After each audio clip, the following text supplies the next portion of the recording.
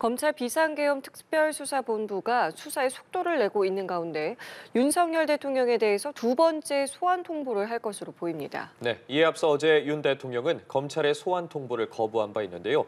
이번에도 현장에 나가 있는 취재기자 연결해 보겠습니다. 진기훈 기자 전해주시죠. 네, 서울중앙지검에 나와 있습니다.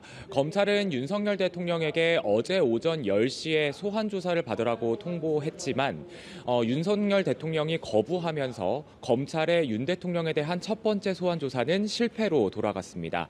검찰은 오늘 윤 대통령에 대한 두 번째 소환 조사를 통보할 것으로 보입니다. 검찰이 윤 대통령에게 소환 조사를 통보한 건 지난 11일입니다. 김용현 전 국방부 장관이 구속된 바로 다음 날인데요. 어제 오전 10시까지 나와 조사받을 것을 요구했지만 윤 대통령이 불응했습니다. 검찰은 출석 요구서에 내란 우두머리 혐의와 직권 남용 혐의를 적시한 걸로 알려졌는데요. 검찰은 오늘 윤 대통령에게 2차 소환을 통보한다는 계획입니다.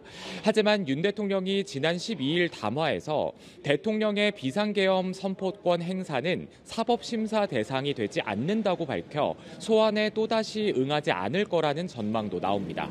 검찰은 윤 대통령이 계속 소환에 불응하면 체포영장을 발부받아 강제 신병 확보에 나설 가능성도 있습니다. 윤 대통령이 소환 조사를 받게 되면 헌정사상 처음으로 피의자 신분으로 조사받는 현직 대통령이 됩니다. 네, 진 기자. 그리고 오늘 군 수뇌부들의 구속영장 실질심사도 예정돼 있죠. 네, 그렇습니다. 곽종근 특수전사령관과 이진우 수도방위 사령관에 대한 구속영장 실질심사가 각각 예정돼 있습니다. 또 계엄 사령관을 맡았던 박안수 육군참모총장에 대한 구속심사는 내일 진행됩니다.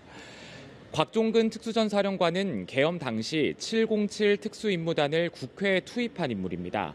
국회에 출석해 윤 대통령에게 비화폰을 통해 의원들을 끄집어내라는 지시를 직접 들었고 따르지 않았다고 밝혔는데 검찰은 곽 사령관이 국회 진술과 달리 계엄 당시 테이저건과 공포탄 사용을 건의했다는 박안수 육구참모총장 진술을 확보하는 등 곽 사령관의 거짓 진술 정황을 확인한 걸로 전해졌습니다.